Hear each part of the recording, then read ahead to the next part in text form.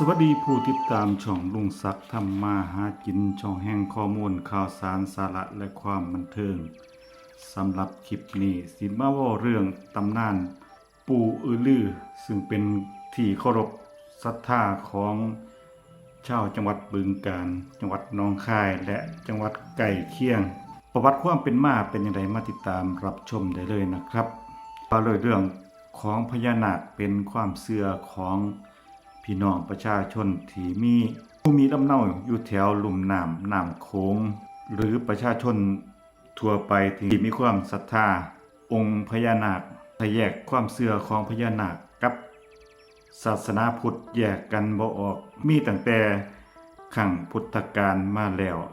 ส่วนประวัติปู่อือลือเราสืบต่อกันมาตั้งแต่สมัยโบราณกลายเป็นความเชื่อของพ่อแม่พี่น้องที่ศรัทธาจนมีศาลของปู่อือลือที่ตำบลบึงโขงหลงอำเภอบึงโขงหลงจังหวัดบึงกาฬมีประชาชนแวะเวียนมาไหว้สักการะกันบ่ขาด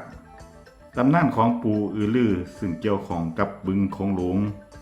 ซึ่งเราต่อกันมาว่าบึงโขงหลงเกิดจากการล่มสลายของเมืองเกิดเป็นบึงโขงหลงมาจนหอดซุมื้อนี้เรื่องเกิดจากความรักของมนุษย์และพญานาคทำให้เมืองที่เคยเจริญรุ่งเรืองก็ล่มสลายลงบริเวณบึงโขงหลงแห่งนี้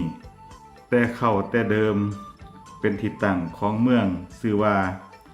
ลัดผ้านครที่พญาอือลือราชาเป็นผู้ครองเมืองและมีมเหสีชื่อว่านางแก้วกัลยามีพระธิดาชื่อนางเขียวคำได้อภิเษกสมรสกับพระเจ้า3,000 ตาและมีบุตรชื่อว่าเจ้าฝ่ารุ่งมีความเฉลียวฉลาดและมีรูปงามด้วยคุณสมบัติเพียบพร้อมจึงเฮ็ดให้มีการซากันลือจนไปถึงใต้เมืองบาดาลทำให้นางพระธิดานาคินซึ่งเป็นพระธิดาของพญานาคราชได้แปลงกายขึ้นมาจนโฉมเจ้าชายฝ่ารุ่งและทั้งสองได้เกิดฮักกันและต่อมาก็มีการอภิเษกสมรสกันระหว่างเจ้าชายฝ่ารุ่ง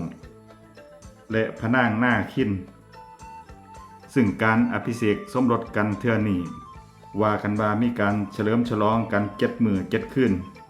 ทั้งเมืองมนุษย์และเมืองบาดาลและทั้งสองได้ครองรักกันมาถึง3 ปีแต่ทั้งสองบ่มีบุตรด้วยกันเพราะว่าธาตุของมนุษย์และของพญานาคเข้ากันบ่ได้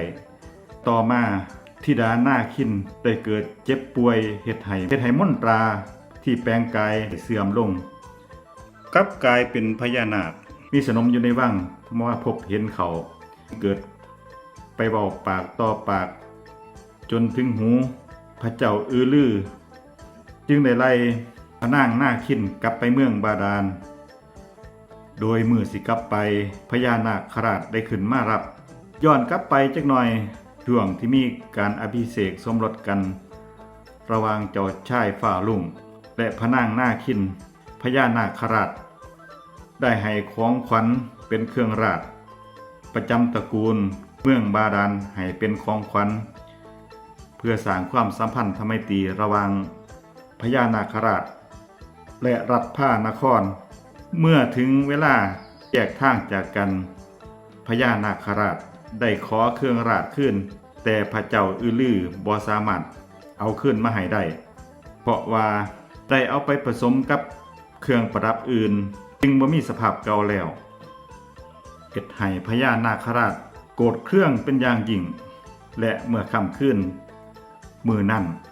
พญานาคราชได้ร่วมเอาไพร่พ่นมาถล่มเมืองรัฐผ้านคร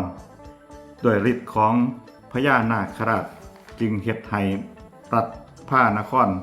ล่มสลายลงบ่มีผู้รอดจากชีวิตจึงกลายเป็นบึงโขงหลงเท่าทุกมื้อนี้อันนางพระธิดานาคินเมื่อฮู้ว่ารัฐผ้านครได้ล่มสลายลงแล้วจึงออกตามหาเจ้าชายฝ่ารุ่งแต่หาจังไดก็บ่พบจนมีร่องรอยในการตามหาเป็นแม่น้ำสายหนึ่งเมื่อครั้งที่พญานาคราชได้มาถล่มเมืองรัฐผ้านคร พระเจ้าอือลือได้ถูกจับตัวไปในเมืองบาดาลและพญานาคราชได้สาปให้พระเจ้าอือลือเป็นพญานาคและมาเฝ้าบึงโขงหลงจนถึงปัจจุบันเฮ็ดให้มีศาลปู่เจ้าอือลือที่ตำบลบึงโขงหลงอำเภอบึงโขงหลงจังหวัดบึงกาฬในปัจจุบันก็เป็นตำนานของศาลปู่เจ้าอือลือที่เป็นที่เคารพศรัทธาของชาวจังหวัดบึงกาฬและจังหวัดหนองคายเพราะว่าผู้ใดผ่านไปทางนั้นก็ไปกราบสักการะขอโชคขอราภขอเรื่องความรักและมักสิประสบความสำเร็จจึงเฮ็ดให้มีผู้เคารพนับถือศรัทธาแวะเวียนกันไปไหว้เคารพบูชากันเป็นประจำ